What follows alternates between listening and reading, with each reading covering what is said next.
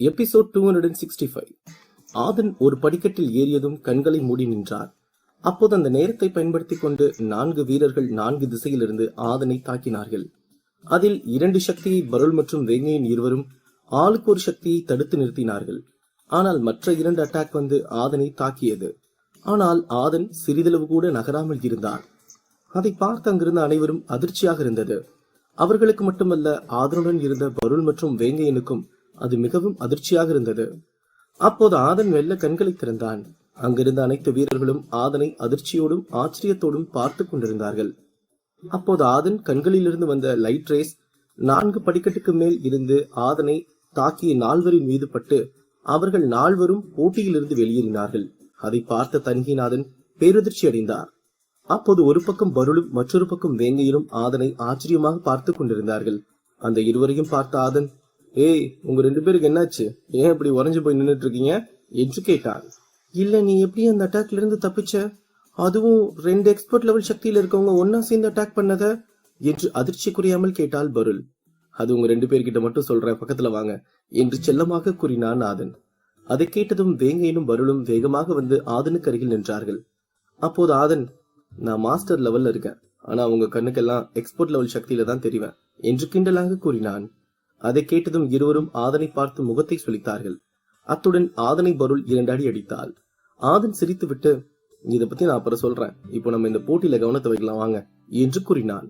அதை கேட்ட இருவரும் சரியென்று தலையசைத்தார்கள். அப்போது பருள், அதை கூட அப்புறம் சொல்லு, ஆனா இந்த படி ஏறினதும் நீ எதுக்கு கண்ணை மூடி நின்னுட்டு இருந்த என்று கேட்டாள்.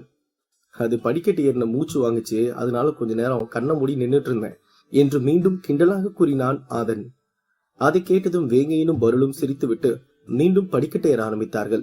அப்போது கூட்டத்தில் இருந்த ஒருவன், அவன் யாரா அது? ஆதம் பருளை நம்பித்தான் இந்த போட்டிக்கு வந்தான்னு சொன்னது. இப்ப பாத்தீங்கல்ல, 2 அட்டாக்க எதுவும் செய்யாம அவன் பாதுகாப்பு சக்தியை வச்சு அதை முறியடிச்சிட்டான்ல. இதுக்கப்புறம் வீரர் இல்லைன்னு பேசிட்டு இருந்தீங்கன்னா உங்களோட முட்டாள்கள் யாரும் இல்ல என்று கூறினான். அதை கேட்டு அங்கிருந்த மக்கள் ஆமாம் என்று தலையசைத்தார்கள். மறுபக்கம் தணிகைநாதனும் ஆதனை ஆச்சரியமாக பார்த்து கொண்டிருந்தார். இந்த ஆதம் ஏதோ வலிமையான பாதுகாப்பு சக்தி தெரிஞ்சு வச்சிருக்கான், இல்லனா அவனால் இந்த தாக்குதலை தாங்கி இருக்க முடியாது. அதோடு அந்த 4 பேரையும் ஒரே அட்டாக்ல கீழே தள்ளி இருக்கவும் முடியாது என்று நினைத்தார் தன்கிநாதன். அப்போது ஆதன் அந்த அட்டாக்கிலிருந்து எப்படி தப்பித்தான் என்றால், ஆதனுக்கு இந்த முறை உதவியது அந்த நட்சத்திர பள்ளத்தாக்கில் இருந்த குரங்குதான். அது லோகேஷ் ஆதனை மாய இடத்தில் தாக்கும் போதே காப்பாற்ற வந்தது. இருப்பினும் அப்போது அந்த கழுகு ஸ்பிரிட் வந்து காப்பாற்றியதால் அது விட்டுவிட்டு சென்று விட்டது. இப்போது அந்த 2 அட்டாக்கும் ஆதன் மீது பட்டது போல்தான் அனைவருக்கும் தெரிந்தது. ஆனால் அது உண்மையில் நட்சத்திர பள்ளத்தாக்கில் இருக்கும் குரங்குதான் வாங்கி கொண்டது. இந்த சக்தியை உள்வாங்கிக் கொண்டுதான் ஆதனின் கண்களில் இருந்த லைட் ரேஸை வெளியிட்டான் ஆதன். அது அங்கிருந்த யாருக்கும் தெரியாது. ஆதன் தனது சக்தியை வைத்துத்தான் அந்த 4 தாக்கினான் என்று அனைவரும் எண்ணிக்கொண்டிருந்தார்கள். இந்த நேரத்தில் லோகேஷ் வேக வேகமாக படிக்கட்டுகளை ஏறிக்கொண்டிருந்தான். அவனுடன் சென்று கொண்டிருந்த குயிலி அதிக தாக்குதலால் பின்வாங்கிவிட்டாள். இருப்பினும் அவள் லோகேஷை தொடர்ந்துதான் சென்று கொண்டிருந்தாள். லோகேஷ் செல்லும் படிக்கட்டில் சக்தி ஆற்றல் தாக்கம் மிகவும் அதிகமாக இருப்பினும் அவன் அதையெல்லாம் தனது ஆற்றல் மூலம் காலில் மிதித்துக் கொண்டு ஏறிக்கொண்டிருந்தான். அந்த சக்தி ஆற்றலை சமாளித்துக் கொண்டு சிறிது நேரத்தில் 8வது படிக்கட்டுக்கு சென்று விட்டான் லோகேஷ். ஆனால் குயிலி 7வது படிக்கட்டில் தான் இருந்தாள். அதை பார்க்கும் போதே அங்கிருந்த மக்களுக்கும் வீரர்களுக்கும் மனது பதிபதித்தது. அப்போது நன்னன் 7வது படிக்கட்டில் இருந்து 8வது படிக்கட்டுக்கு சென்றான். இப்போது 2 மாவீரர்களும் ஒரே படிக்கட்டில் தான் நின்று கொண்டிருந்தார்கள். இந்த இருவரும் விரைவில் 8வது இடத்தை அடைந்ததை பார்த்த மக்கள், இதனாலதான்ப்பா இவங்களை மார்ஷியல் ஆர்ட்ஸ் மாவீரன்னு சொல்றோம், கொஞ்ச நேரத்துல எங்க போய் நிக்கிறாங்க பாருங்க என்று பேசிக் கொண்டிருந்தார்கள். அந்த இருவரையும் தொடர்ந்து அட்டோரியன் வந்து கொண்டிருந்தான். அவன் உடம்பு முழுக்க பிரகாசமாக மென்னிக் கொண்டிருந்தது. எக்ஸ்பர்ட் லெவல் முதல் 3 இடங்களில் இருப்பவர்கள் இப்போதும் முதல் 3 இடங்களில் இருந்தார்கள். அதை பார்க்கும் போது மக்கள் அனைவரும் அவர்களை பெருமிதமாக உணர்ந்தார்கள். அட்டோரியனுக்கு கீழ் மைதிலி இருப்பாள் என்று அங்கிருந்த மக்கள் நினைத்திருப்பார்கள். ஆனால் அங்கிருந்தது ஜனனியாகும். ஜனனி மிகவும் வேகமாகவும் நிதானமாகவும் ஒவ்வொரு அடியும் எடுத்து வைத்து வந்தாள். அவளது உடம்பிலிருந்து வந்த பாதுகாப்பு ஆற்றல் சக்தி மிகவும் வலிமையானதாக இருந்தது. அவளது பாதுகாப்பு ஆற்றல் சக்தி மிகவும் பலமாகவும் இருந்தது. அவளது உடல் பலமும் வலிமையாக இருந்தது. அதற்கு மிகப்பெரிய உதாரணம், அவள் ஒவ்வொரு அடியும் படிக்கட்டில் எடுத்து வைக்கும் போது அந்த படிக்கட்டுகள் சற்று நடுக்கம் கண்டது. ஜனனியை தொடர்ந்து மகேந்திரன், தருண் மற்றும் தயாளன் மூவரும் மெல்ல மெல்ல முன்னேறி கொண்டிருந்தார்கள். அங்கு அனைவரும் தடுமாற்றத்தில் மெல்ல மெல்ல ஏறிக்கொண்டிருப்பதை பார்த்த அந்த பெரிய மேடையில் இருந்த ஒரு மாஸ்டர், இந்த படிக்கட்டு ரொம்ப சக்தி ஆற்றலை வெளியே விடும் போல இருக்கு, அதனாலதான் நம்ம வீரர்கள் எல்லாம் தடுமாறிட்டு இருக்காங்க போல. இருந்தாலும் அவங்க பின்வாங்காம இருக்காங்கல்ல, அதுதான் இதுல சிறப்பான விஷயமே என்று கூறினார். அதை கேட்ட தணிகைநாதன் மற்றும் மதுரா அகாடமியின் தலைமை பொறுப்பாளரும் ஆமென்று தலையசைத்தார்கள். அப்போது தணிகைநாதன், அப்புறம் ஐயா, இந்த போட்டியில யாரு அதிக லெவல்ல இருக்காங்களோ, அப்புறம் யார் அதிக பாதுகாப்பு ஆற்றலும் உடல் வலிமையோடவும் இருக்காங்கிறது தான் முக்கியம். எனக்கு தெரிஞ்சு அப்படி இருக்கவங்க தான் ஜெயிப்பாங்கன்னு நினைக்கிறேன் என்று கூறிவிட்டு அட்டூரியனை பெருமிதமாக பார்த்தார். அதை கேட்ட மதுரா அகாடமியின் தலைமை பொறுப்பாளர், அப்படி சொல்ல முடியாதீங்க, அங்க பாருங்க, அங்க இருக்க சின்ன லெவல் ஆளுங்கள்ல இருந்து பெரிய லெவல் ஆளுங்க வரைக்கும் தன்னம்பிக்கையோடு ஏறிட்டு இருக்காங்க. என்னை பொறுத்த வரைக்கும் தன்னம்பிக்கையோட போறவங்க தான் இந்த போட்டியில ஜெயிப்பாங்கன்னு நான் நினைக்கிறேன் என்று கூறிவிட்டு அவர் ஆதனை பார்த்தார். மதுரா அகாடமி தலைமை பொறுப்பாளர் பேச்சை கேட்டதும் தணிகைநாதன் கன்னத்தில் அறை விழுந்தது போல உணர்ந்தார். அதன் பிறகு அவர் எதுவும் பேசாமல் முகத்தை சுளித்துக் கொண்டிருந்தார். மறுபக்கம் லோகேஷ் மற்றும் நன்னன் வேக வேகமாக அனைவருக்கும் முன்பு சென்று விட்டார்கள். மற்றவர்களை ஒப்பிடும்போது இருவரும் தூரத்தில் இருந்தார்கள். அப்போது ஆதன் மீண்டும் சில படிக்கட்டுகள் ஏறிவிட்டு கண்களை மூடி தியானம் செய்தான். இந்த முறையும் பருளும் வேங்கையிலும் ஆதனுக்கு பாதுகாப்புக்கு நின்று கொண்டார்கள். அதை பார்த்து அங்கிருந்த மற்ற எக்ஸ்பர்ட்டுகள் அவனை தாக்குவதற்கு பார்த்தார்கள். ஆனால் இதற்கு முன்பு ஆதன் 4 அடித்து போட்டியிலிருந்து வெளியேற்றியதை நினைத்து பயந்து கொண்டு படிக்கட்டு ஏறுவதில் கவனத்தை செலுத்தினார்கள். அப்போது வேங்கையன், மணிகண்டன் இருவரும் ஆதனுக்காக அங்கேயே நின்று காத்து கொண்டிருந்தார்கள். அதை பார்த்த பருள், நீங்க எல்லாம் முன்னாடி போங்க, நான் ஆதன் கூட இருந்து அவனை கூட்டிட்டு வர்றேன். ஏன்னா மேல இருந்து யாராவது ஆதனை அடிச்சா நீங்க பாத்துக்கலாம், அதோட நீங்களும் முன்னேறி போலாம் என்று கூறினாள். அதை கேட்ட வேங்கையனும் மணிகண்டனும் சரியென்று தலையசைத்து விட்டு அங்கிருந்து முன்னேறி சென்றார்கள். பருள் வார்த்தையை ஏன் அந்த இருவரும் ஏற்றுக்கொண்டார்கள் என்றால், அவளின் சக்திக்கு முன்பு ஆதன் நிச்சயமாக பாதுகாக்கப்படுவான் என்று. அதே போல பருள் ஏன் அந்த இருவரையும் செல்ல பரிந்துரைத்தாள் என்றால், அந்த இருவரும் முதல் 100 வீரர்களில் ஒருவராக வரக்கூடிய ஆற்றல் சக்தி மிக்கவர்கள். அதனால் அவர்கள் இங்கு நின்று நேரம் தாமதிக்காமல் முன்னேறுவதுதான் சிறந்தது என்று பருள் எண்ணினாள். அப்போது அந்த படிக்கட்டை ஏறிக்கொண்டிருக்கும் எக்ஸ்பர்ட்கள் ஆதன் கண்களை மூடி நின்று கொண்டிருப்பதை பார்த்துவிட்டு, இந்த ஆதன் எதுக்கு அங்க போய் நின்று கண்ணை மூடிட்டு இருக்கான், அப்படி இவன் என்னதான் பண்ணிட்டு இருக்கான், இவனுக்கு இந்த எக்ஸ்போர்ட்களால எவ்வளவு பிரச்சனை இருக்குன்னு தெரியாம இப்படி எல்லாம் பண்ணிட்டு இருக்கானா என்ன என்று கூறினான். அதை கேட்டவனுக்கு அருகில் இருந்த வீரன், உனக்கு விஷயமே தெரியாது போல இருக்கே, ஆதன் கூட இருக்கிறது யாருன்னு பாத்தியா? அதுவும் இல்லாம இதுக்கு முன்னாடி இப்படி நினைச்சு அடிச்ச 4 பேரோட ஆதனும் ஒரு அட்டாக்க போட்டு போட்டியில இருந்து வெளியே போறதை நீ பாக்கலையா என்று கேட்டான். அதை கேட்ட அந்த வீரன், இல்லப்பா, நான் எதுவும் பாக்கல, அப்படின்னா அவன் என்னமோ பண்ணட்டும்பா, வா நம்ம மெல்ல படிக்கட்டு ஏறுவோம் என்று கூறினான். அதை கேட்டு அங்கிருந்த எக்ஸ்பர்ட்களும் சிரித்துக்கொண்டே படிக்கட்டில் ஏறிக்கொண்டிருந்தார்கள். அப்போது ஆதன் உடம்பை அந்த படிக்கட்டின் சக்தி ஆற்றல் கவர் செய்தது. அவன் அப்படியே நின்று கொண்டிருந்தான். ஆனால் சிறிது நேரம் கழித்து அவனை கவர் செய்த சக்தி ஆற்றல் மறைந்து போனது. அதன் பிறகு ஆதனை அந்த படிக்கட்டின் சக்தி ஏதும் செய்யவில்லை. அதாவது அந்த சக்தி ஆற்றலின் அழுத்தம் மெல்ல மெல்ல குறைய ஆரம்பித்தது. அப்போது அந்த பெரிய மேடையில் இருந்த ஒரு மாஸ்டர் ஆதனை உன்னிப்பாக பார்த்துவிட்டு, இந்த பையன் பயந்தெல்லாம் அங்க போய் நிக்கல, அவன் தியானம் பண்ணிக்கிட்டு இருக்கான், அவன் இப்படி பண்ண அவனுக்கு அந்த படிக்கட்டில இருந்து வர்ற அழுத்தம் கம்மியாக ஆரம்பிக்குது என்று கூறினார். அதை கேட்ட தணிகைநாதனுக்கு அதிர்ச்சியாக இருந்தது. இருப்பினும் அவர் அவரது அதிர்ச்சியை வெளிக்காட்டிக் கொள்ளாமல் இருந்தார். இந்த ஆதம் அப்படி என்ன தியானம் பண்ணி இந்த சக்தி அழுத்தத்தை கம்மி பண்ணிட்டு இருக்கான்னு தெரியலையே, இவன் இப்படியே பண்ணிக்கிட்டு இருந்தானா இவன் இந்த படிக்கட்டுல முழுசா ஏறிடுவானா? இல்ல, அதுக்கெல்லாம் வாய்ப்பே இல்லை, ஏன்னா இதுக்கு மேல போக போக அவனால அந்த அழுத்தத்தை தாங்க முடியாது என்று தணிகைநாதன் நினைத்து வஞ்சகமாக சிரித்துக் கொண்டிருந்தார். அப்போது கூட்டத்தில் இருந்த ஒருவர் வந்து அந்த பெரிய மேடையில் ஏறினார். அதை பார்த்த அந்த மேடையில் இருந்த அனைவரும் எழுந்து அவருக்கு மரியாதை கொடுத்தார்கள். அது வேறு யாரும் இல்லை, யுவராஜ் தான். அவர் மதுரா அகாடமியின் மிகவும் வயதான நபராகும். அத்துடன் அவர் மாஸ்டர் லெவலில் தணிகைநாதனுக்கு இணையானவராகும். அவர்தான் தணிகைநாதனின் வஞ்சகமான சிரிப்பை பார்த்து முறைத்துக் கொண்டும் இருந்தார். யுவராஜ் என்பவர் திறமை இருக்கும் வீரர்களை அங்கீகரிப்பவர். இருப்பினும் அவர் மக்களோடு மக்களாக இருந்து போட்டியை பார்க்க வேண்டும் என்று எண்ணியதால் தான் அவர் அந்த கூட்டத்திலிருந்து இவ்வளவு நேரம் பார்த்து கொண்டிருந்தார். யுவராஜை பார்த்த தணிகைநாதன் முகத்தை சுளித்துக் கொண்டிருந்தார். ஏனென்றால் அங்கு அமர்ந்திருந்த மதுரா அகாடமி பொறுப்பாளர்கள் அவரது இடத்திலிருந்து எழுந்து தனது நாற்காலியை எடுத்து யுவராஜிற்கு கொடுத்தார். அத்துடன் யுவராஜ் வந்துவிட்டால் மற்றவர்கள் தணிகைநாதனுக்கு கொடுக்கும் மரியாதையை விட யுவராஜுக்கு தான் அதிகமாக கொடுப்பார்கள். அது தணிகைநாதனுக்கு பிடிக்கவே பிடிக்காது. இருப்பினும் அங்கு பல லட்சக்கணக்கான மக்கள் இருந்ததால் போலியாக சிரித்துக் கொண்டு அவரை வரவேற்று இருக்கையில் அமர்ந்ததும் இவரும் அமர்ந்து கொண்டார். அப்போது மதுரா அகாடமி பொறுப்பாளர் அந்த படிக்கட்டில் இருக்கும் வீரர்களை பார்த்துவிட்டு மைக்கில் பேசுவதற்கு வந்தார். எல்லாருக்கும் வணக்கம், போட்டி ரொம்ப விறுவிறுப்பா போயிட்டு இருக்கு. இப்ப இன்னொரு விஷயம் என்னன்னா, லோகேஷ் மற்றும் நன்னன் 2 பேரும் 10வது படிக்கட்டுக்கு வந்துட்டாங்க. அவங்க 2 பேருக்கும் வாழ்த்துக்கள். அடுத்து அவங்க அங்க இருக்க ஒரு பெரிய மணியை உடைச்சிட்டு தான் அடுத்த படிக்கட்டுக்கு போகணும், அதுதான் விதிமுறை என்று அறிவித்தார். அப்போது அந்த 10வது படிக்கட்டில் இருவரும் நின்று கொண்டு ஒருவரை ஒருவர் பார்த்து முறைத்துக் கொண்டிருந்தார்கள். அப்போது நன்னன் லோகேஷை பார்த்து, இன்னைக்கு நான் உன்னை ஜெயிச்சு காட்டுறேன்டா என்று சவால் விட்டுவிட்டு அந்த பெரிய மணியை நோக்கி சென்றான். நன்னன் வார்த்தையை கேட்டு லோகேஷ் ஒரு வரட்டு சிரிப்பு சிரித்துவிட்டு நின்று கொண்டிருந்தான். நீ இப்படித்தான் ஒவ்வொரு வாட்டியும் சொல்ற, ஆனா நீ வர்றது என்னமோ எனக்கு பின்னாடிதான், அதை நினைச்சாதான் சிரிப்பா இருக்கு என்று நக்கலாக கூறினான் லோகேஷ். இருவரும் அந்த பெரிய மணிக்கு முன்பு வந்து நின்றார்கள். அந்த மணி 6 அடி ஆள் உயரம் இருந்தது. அதிலிருந்து சக்தி ஆற்றல்கள் வந்து கொண்டிருந்தது. அப்போது நன்னன் சற்றும் தாமதிக்காமல் லோகேஷ் மீது இருந்த கோபத்தில் அந்த மணியை பார்த்துவிட்டு அவனது குத்து சக்தியோடு லைட் சக்தியும் சேர்த்து அந்த மணியை குத்தினான். அந்த மணியில் குத்து விழுந்த அடுத்த நிமிடம் அந்த இடமே நடுங்க ஆரம்பித்தது. நன்னனுக்கு அருகில் இருந்த லோகேஷே ஒரு நிமிடம் நடுக்கம் கண்டான். அந்த மணியின் சத்தம் அங்கிருந்த அனைவரின் காதிலும் அறை விழுந்தது போல காதில் சத்தம் கேட்டுக்கொண்டிருந்தது. அந்த அளவுக்கு மணியின் சத்தம் மிகவும் சத்தமாக கேட்டது. அடுத்த நிமிடம் அந்த மணி சுக்குநூறாக உடைந்து துகள்களாக ஆனது. அதை பார்த்து அங்கிருந்த மக்கள் அனைவரும் திகைத்து போனார்கள்.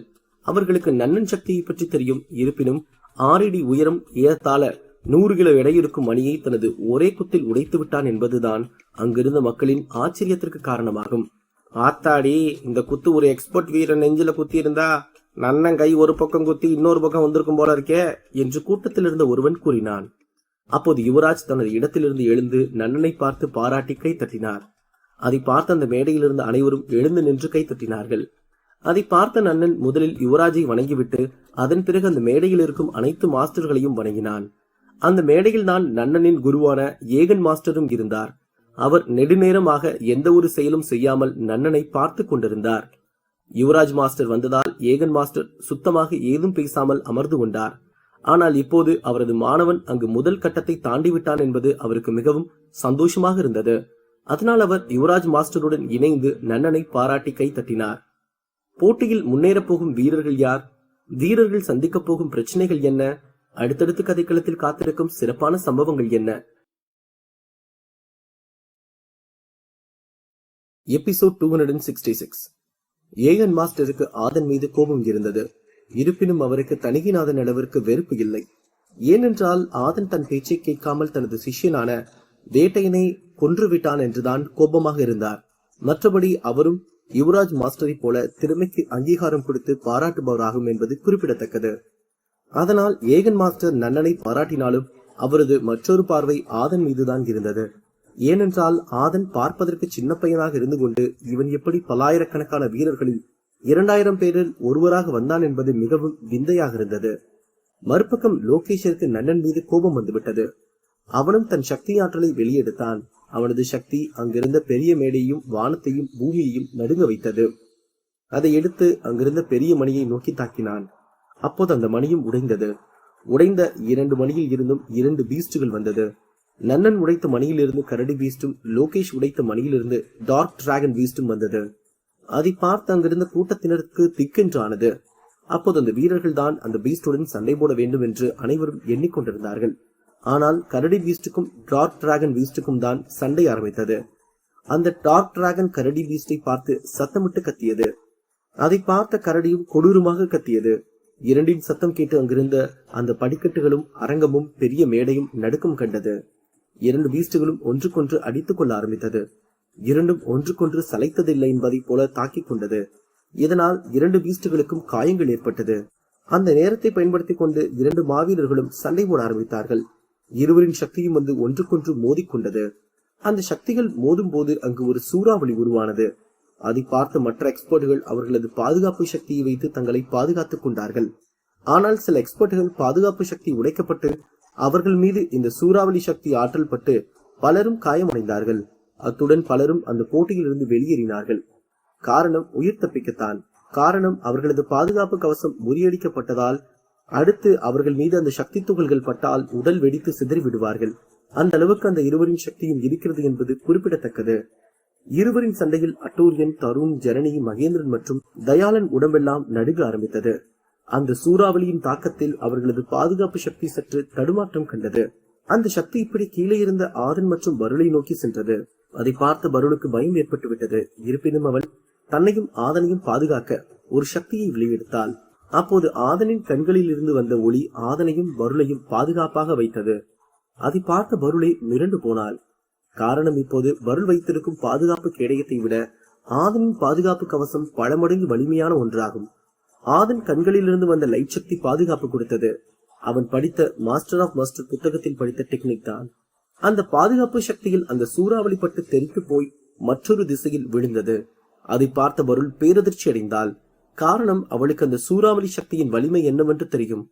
அந்த சக்தியே இந்த பாதுகாப்பு சக்தி தட்டி எறிந்து விட்டது என்பது அவளால் நம்பவே முடியவில்லை. அப்படி என்ன சக்தி ஆற்றல் தான் தெரிஞ்சு வச்சிருக்கான்னு தெரியல. இந்த முறை என்ன ஆனாலும் சரி, இந்த போட்டி முடிஞ்சது கேட்டு தெரிஞ்சுக்கணும் என்று நினைத்தாள் பருள். பருள் மட்டுமல்ல, அங்கிருந்த எக்ஸ்பர்ட்கள், மாஸ்டர்கள் மற்றும் மக்கள் என்று அனைவரும் ஆதனை வியப்பாக பார்த்து கொண்டிருந்தார்கள். அப்போது தணிகைநாதன் அவருக்கு அருகில் இருந்த ஏகன் மாஸ்டரை பார்த்து, ஐயா, இது என்ன பாதுகாப்பு சக்தி?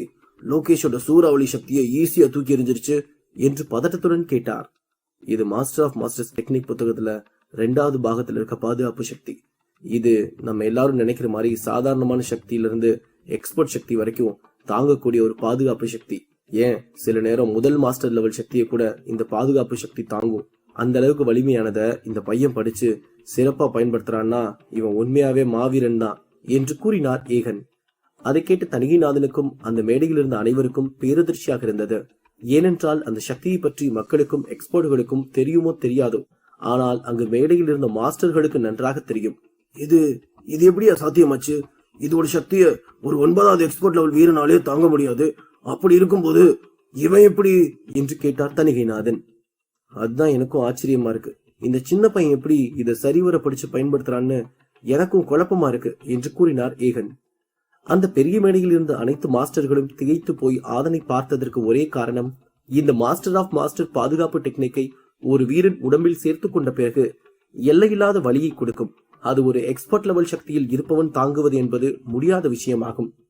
இதுபோல்தான் முன்பு பலரும் சிறந்த அட்டாக்கிங் மற்றும் பாதுகாப்பு சக்தி வேண்டும் என்று நினைத்து இந்த புத்தகத்தை படித்து தோல்வியடைந்தார்கள். மேலும் பல எக்ஸ்பர்ட்கள் இந்த புத்தகத்தை படித்து உயிரையும் விட்டிருக்கிறார்கள். அதை இந்த பெரிய மேடையில் இருக்கும் பல மாஸ்டர்கள் தங்களது கண்முன் பார்த்திருக்கிறார்கள். அதனால்தான் அவர்கள் மக்களை விட பேரதிர்ச்சியுடன் ஆதனை பார்த்து கொண்டிருந்தார்கள். பல வீரர்கள் இறந்து போகிறார்கள் என்று இந்த புத்தகத்தை 100 வருடங்களுக்கு மேல் தடை செய்து வைத்திருந்தார்கள். அதன் பிறகு புது வீரர்கள் வந்ததும் இந்த கதையை கேட்டு இந்த புத்தகத்திற்கு அருகில் கூட யாரும் வரவில்லை. அப்படி இருக்கும்போது ஆதன் இந்த டெக்னிக்கை எந்த பாதிப்பும் இல்லாமல் கற்றிருக்கிறான் என்பது மிகவும் ஆச்சரியமான விஷயமாகும். அந்த பெரிய மேடையில் இருக்கும் அனைத்து மாஸ்டர்களும் ஆதனின் திறமையை பற்றி கலந்து பேச ஆரம்பித்தார்கள். அப்போது யுவராஜ் அங்கிருக்கும் மற்ற மாஸ்டர்களிடம், எனக்கு தெரிஞ்சு இந்த பையன் மதுரை அகாடமியில சேர்ந்து 1 வருஷம் கூட இல்லைன்னு நினைக்கிறேன். ஆனா அவன் இவ்வளவு முன்னேறி இருக்கிறது எனக்கு ரொம்ப சந்தோஷமா இருக்கு என்று கூறினார். அதை கேட்டு அங்கிருந்த அனைத்து மாஸ்டர்களும் ஆமென்று தலையசைத்தார்கள். அந்த மேடையில் இருந்த மாஸ்டர்களில் யுவராஜ் மாஸ்டர் தான் ஆதனுக்காக மிகவும் சந்தோஷப்பட்டுக் கொண்டிருந்தார். அவருக்கு நேர் எதிர்மாறாக தணிகைநாதன் வெறுப்புடன் இருந்தார். இருப்பினும் அவரும் அதை முகத்தில் காட்டிக் கொள்ளவில்லை. தற்போது ஆதனிடம் ஒரு பேட்டில் ஸ்பிரிட் தான் இருக்கிறது என்று அனைவரும் எண்ணிக்கொண்டிருக்கிறார்கள். ஆனால் ஆதனிடம் டிராகன் ஸ்பிரிட் மற்றும் கழுகு ஸ்பிரிட் இருக்கிறது என்று அங்கிருந்த யாருக்கும் தெரியாது. அங்கு மேடையில் இருந்த அனைவரும் ஆதனை பாராட்டிக் கொண்டிருப்பதை கேட்ட தணிகைநாதனுக்கு மிகவும் விரக்தியாக இருந்தது. அவர் முகத்தை சுளித்துக் கொண்டு அங்கு நடக்கும் சண்டையை பார்த்து கொண்டிருந்தார். அந்த இருவரின் சண்டையில் அங்கிருந்த பல எக்ஸ்பர்ட்கள் போட்டியில் இருந்து வெளியேறினார்கள். சிலர் வாயில் ரத்தம் வர அந்த போட்டியில் இருந்து தப்பித்தால் போதும் என்று கீழே வந்து விழுந்தார்கள். அந்த 10வது படிக்கட்டில் இருவரும் மையப்பகுதியில் நின்று சண்டை போட்டுக் கொண்டிருந்தார்கள். அப்போது நன்னன் தனது ஸ்பிரிட் சக்தியை எடுத்து லோகேஷை தாக்கினான். அப்போது லோகேஷை தாக்க 2 பீஸ்டுகள் வந்தது. அதை பார்த்து லோகேஷ் திகைத்து போனான். ஏனென்றால் அவனை தாக்க 2 கொடூரமான பீஸ்டுகள் வந்து கொண்டிருந்தது. இந்த போட்டி ரொம்ப கொடூரமா இருக்கும்னு நினைக்கிறேன். ஏன்னா நன்னன் அவனோட ஸ்பிரிட்டையும் களத்துல இறக்கி விட்டுட்டான் என்று கத்தினான் கூட்டத்தில் இருந்த ஒருவன். அங்கிருந்த மக்கள் அனைவரும் நன்னன் சக்தியை பார்த்து உறைந்து போய் பார்த்து கொண்டிருந்தார்கள். அப்போது லோகேஷ் நன்னனை பார்த்து, நீ ரொம்ப அவசரப்பட்டு என் கூட சண்டைக்கு வந்துட்ட நன்னன், இதுக்கு நீ சரியான பதிலடி வாங்கித்தான் ஆகணும் என்று கூறினான். அந்த கரடியை நோக்கி பறந்து சென்று அவனது கையில் ஓங்கி ஒரு குத்து வைத்தான் லோகேஷ். அந்த கரடி வாயில் ரத்தம் வர அப்படியே பின்னால் சென்று விழுந்து இறந்து போனது. அதை பார்த்து அங்கிருந்த மக்களுக்கும் நன்னனுக்கும் பேரதிர்ச்சியாக இருந்தது. ஏனென்றால் 9வது லெவல் சக்தியில் இருக்கும் பீஸ்ட் லோகேஷின் ஒரு குத்தில் இறந்து விட்டது என்பதுதான் மிகப்பெரிய ஆச்சரியமே. அதன் பிறகு ஒருபுறம் லோகேஷின் ஸ்பிரிட் நன்னனின் ஸ்பிரிட்டுடன் சண்டை போட்டுக் கொண்டிருந்தது. மற்றொரு புறம் லோகேஷ் கையில் அசுர சக்தி ஆற்றல் மிக்க சுத்தியல் வந்தது. நன்னன் கையில் ஒரு சக்தி ஆற்றல் மிக்க கோடாலி வந்தது. இருவரும் மாறி மாறி அடித்துக் கொண்டார்கள். இருவருக்கும் காயங்கள் ஏற்பட்டது. இருப்பினும் லோகேஷின் சக்தியை நன்னனால் தாங்கிக் கொள்ள முடியவில்லை. அவன் சிறிது சிறிதாக பலம் இழந்து கொண்டே இருந்தான். ஏனென்றால் அதை பார்த்து லோகேஷ் வஞ்சகமாக சிரித்துவிட்டு, நன்னனின் நெஞ்சில் ஓங்கி மிதித்தான். அப்போது நன்னன் பறந்து சென்று கீழே விழுந்தான். அவன் வாயிலிருந்து ரத்தம் வந்துவிட்டது. இதற்கு மேல் அவன் சண்டை போட்டால் போட்டியிலிருந்து வெளியேற்றப்பட்டு விடுவான் என்று புரிந்து கொண்டு அவனது ஸ்பிரிட்டை மறைய வைத்தான். அதை பார்த்த லோகேஷ் சத்தமிட்டு சிரித்துவிட்டு, என்ன நன்னன் அப்படி இப்படின்னு வசனம்லாம் பேசின, இப்போ ஸ்பிரிட்டை நீயே எடுத்துக்கிட்ட, என்ன தோத்துருவன் பயமா என்று ஏளனமாக கேட்டான். அதை கேட்ட நன்னன், அப்படிலாம் எதுவும் இல்ல லோகேஷ், நம்ம இந்த படிக்கட்டுல ஏறி ஜெயிக்கிறது தானே போட்டி, நம்ம சண்டையை வெளியே கூட வச்சுக்கலாம், ஆனா இப்போ இதுதானே போட்டி, வா பாத்துக்கலாம் என்று கூறினான். அதை கேட்டு லோகேஷ் மீண்டும் சிரித்துவிட்டு, எதிர்த்து சண்டை போட்டே உன்னால என்ன ஜெயிக்க முடியல, இதுல நீ என்ன இந்த படிக்கட்டுல ஜெயிக்க போறியா, சரிவா அதையும் பார்க்கலாம், ஆனா ஒன்னே ஒண்ணு சொல்றேன் நல்லா கேட்டுக்கோ, நீ இப்போ இல்ல எப்பவும் என்ன ஜெயிக்க முடியாது சரியா, சீக்கிரம் வாயிலிருந்து வர ரத்தத்தை தொடச்சிட்டு வந்து போட்டியில கலந்துக்கோவா என்று ஏளனமாக கூறினான். அதை கேட்டு கோபத்தில் தனது கையை ஓங்கி தரையில் குத்தினான் நன்னன். ஏனென்றால் நன்னன் ஒவ்வொரு முறை லோகேஷுடன் சண்டை போடும் போதும் தோல்வியைத்தான் தழுவுகிறான். அதே போல இப்போதும் முயற்சி செய்தான். ஆனால் முடிவு அவனுக்கு எதிராக வந்தது. அவனுக்கு மிகவும் சங்கடமாக இருந்தது. அதை நன்னனால் ஏற்றுக்கொள்ளவே முடியவில்லை. இருவரும் பேசிவிட்டு மீண்டும் சென்று அந்த படிக்கட்டில் ஏறுவதற்கு ஆரம்பித்தார்கள். அதை பார்த்த மற்ற எக்ஸ்பர்ட்கள் நிம்மதி பெருமூச்சு விட்டுவிட்டு அவர்களும் மெல்ல மெல்ல அந்த படிக்கட்டு ஏறுவதற்கு ஆரம்பித்தார்கள். அங்கு நடந்ததை பார்த்த ஏகன் மாஸ்டருக்கு மிகவும் சங்கடமாக இருந்தது. ஏனென்றால் தனது மாணவனான நன்னன் பலமுறை லோகேஷிடம் சண்டை போட்டு ஒரு முறை கூட ஜெயிக்கவில்லை என்பது அவருக்கு மிகவும் கஷ்டமாக இருந்தது. மறுபக்கம் அங்கிருக்க மக்களும் மழை பெய்ந்து ஓய்ந்தது போல் மீண்டும் அவரவர் இடத்தில் அமர்ந்து கொண்டார்கள். அப்போது ஆதன் 4வது படிக்கட்டில் தான் நின்று கொண்டிருந்தான். அங்கு நடந்த சண்டையை பார்த்தவன் வரட்டு சிரிப்பு சிரித்துவிட்டு நின்றான். அதை பார்த்த பருள், எதுக்குடா இப்ப சிரிக்கிற, அவன் இவங்க சண்டை முடிஞ்சா போது நிம்மதி பெருமூச்சு விட்டுட்டு இருக்காங்க, நீ என்னடானா சிரிக்கிற என்று குழப்பத்துடன் கேட்டாள். இல்ல ஒண்ணும் இல்ல, நம்ம மேல போலாமா என்று கேட்டான் ஆதன். எதுக்கு சிரிக்கிற, என்ன சக்தி வச்சிருக்க, எதுவும் தெரியலடா, ஏதாவது ஒரு விஷயத்துக்கு பதில் சொல்லு என்று கேட்டாள் பருள். எல்லாம் அப்புறம் பேசிக்கலாம், இப்போ நம்ம இந்த படிக்கட்டுல ஏறலாவா என்று கூறினான் ஆதன். அதை கேட்டு பருள் சரியென்று தலையசைத்து விட்டு அவனுடன் சேர்ந்து நடக்க ஆரம்பித்தாள். அப்போது பருள் ஆதனின் கையை பிடித்துக் கொண்டு நடந்ததால் அதை பார்த்து அங்கிருந்த அனைத்து எக்ஸ்பர்ட்களும் ஆதனை பொறாமையுடன் பார்த்து கொண்டிருந்தார்கள். அப்போது அங்கிருந்த எக்ஸ்பர்ட்களில் ஒருவன், இந்த ஆதனோட ஸ்டேட்டஸ் என்ன, பருளோட ஸ்டேட்டஸ் என்ன, இவனுக்கு பருள் மாதிரி அழகான பொண்ணு கேக்குது பாரு என்று ஆதன் காதுபட ஒரு எக்ஸ்பர்ட் கூறினான். அதை கேட்ட ஆதன் பருளின் இடுப்பை பிடித்துக் கொண்டு, நீ பொறுமையை ஏறு சரியா, நான் இருக்கேன், உன்னை மேல கூட்டிட்டு போவ சரியா என்று கூறினான். பருளும் சரியென்று தலையசைத்து விட்டு மெல்ல மெல்ல நடந்து முன்னேறினாள். அதை பார்த்து அங்கிருந்த எக்ஸ்பர்ட்கள் முகத்தை திருப்பிக் கொண்டு படிக்கட்டுகளை ஏறிக்கொண்டிருந்தார்கள். மறுபக்கம் சோமன் 10வது படிக்கட்டுக்கு வந்து விட்டான். அங்கிருந்த பெரிய மணியை அடித்து உடைத்தான் சோமன். அதை பார்த்தவனுக்கு கீழிருந்த வாரியர்கள் சோமனை ஆச்சரியமாக பார்த்தார்கள். அப்போது இந்த பெரிய மணியிலிருந்து சில ஆற்றல் சக்திகள் வந்து அவனது உடம்புக்கு பலம் கொடுத்தது. அதை பார்த்த சோமன், ஆகா, இதுக்குதான் இந்த பெரிய மணியை உடைக்க சொன்னாங்களா, அப்படின்னா இத மனசுல வச்சுட்டு மேல முன்னேறி போனா அடுத்த மணி அடிக்கும் போது கிடைக்கிற சக்தியை வச்சு கடைசிக்கு போயிடலாம் போல இருக்கே என்று நினைத்தான். அந்த மணிக்குள் ஒளிந்திருக்கும் மர்மம் என்னவென்றால், அங்கு இருக்கும் சில மணிகளில் இதுபோல் சக்தி ஆற்றலும் உடல் பலமும் கொடுக்கும். ஆனால் சில மணியிலிருந்து பீஸ்டுகளும் வரும். நன்னனும் லோகேஷும் ஒன்று சேர அந்த மணியை உடைத்தார்கள். அதிலிருந்து சக்தி ஆற்றல் கிடைத்திருந்தால் மேலும் சிறிது நேரம் சண்டை போட்டிருப்பார்கள். ஆனால் அவர்களின் நேரம் இருவருக்குமான அந்த மணியிலிருந்து பீஸ்ட் வந்துவிட்டது. அதனால் அவர்களின் சண்டை நெடுநேரம் செல்லவில்லை என்றாலும் கொடூரமான தாக்குதல்கள் நடந்தது. அதில் பல எக்ஸ்பர்ட்டுகள் போட்டியிலிருந்து வெளியேற்றப்பட்டார்கள். அப்போது சோமன் அந்த படிக்கட்டில் தொடர்ந்து ஏறினான். அப்போது அவனுக்கு பின்னால் ஒருவன் வந்து அங்கிருந்த மணியை அடித்து உடைத்தான். அப்போது அவனுக்கு வெள்ளை நிற புலி பீஸ்ட் வந்துவிட்டது. அதை பார்த்த சோமன், இது என்னடா, நம்ம அடிச்சு உடைச்சப்ப ஆற்றல் சக்தி வந்துச்சு, இவனுக்கு வெள்ளை புலி வந்திருக்கு, கொடுத்து வச்சவன் தான் என்று சொல்லி முடிக்கும் போது அந்த புலி அந்த வீரனை அடித்து மீண்டும் 5வது படிக்கட்டுக்கு தள்ளிவிட்டு மறைந்தது. அதை பார்த்த சோமன், ஏய் இங்க என்னடா நடக்குது என்று நினைத்து ஆச்சரியப்பட்டான். அப்போது அவனுக்கு அருகில் இருந்த ஒரு வாரியர் லெவல் வீரன் அந்த மணியில் இருக்கும் மர்மத்தை பற்றி சோமனுக்கு எடுத்துரைத்தான். அப்போ அதுல இருந்து பீஸ்ட் வந்தா நம்ம சண்டை போடணுமா என்று கேட்டான் சோமன். எப்படி வேணாலும் வரும், ஒருவேளை அது உனக்கு சாதகமா வந்து உனக்கு கீழேயோ இல்ல மேலேயோ இருக்க வீரன் கூட சண்டை போடும், இல்லனா இப்படிதான் அடிச்சு கீழே தள்ளிடும், பார்த்து பத்திரமா நண்பா என்று கூறினான் அந்த வாரியர் லெவல் வீரன். அதை கேட்டதும் தான் அந்த மணியின் விஷயத்தை பற்றி சோமனுக்கு தெரிந்தது. அவன் அதற்கு பிறகு படியில் நின்று கவனமாக மெல்ல மெல்ல அடுத்த படிக்கட்டில் ஏறிக்கொண்டிருந்தான். எக்ஸ்பர்ட் படிக்கட்டில் வரப்போகும் புது வீரன் யார், ஆதன் சந்திக்க போகும் அடுத்த பிரச்சனை என்ன, அடுத்தடுத்து கதைக்களத்தில் காத்திருக்கும் சுவாரஸ்யமான சம்பவங்கள் என்ன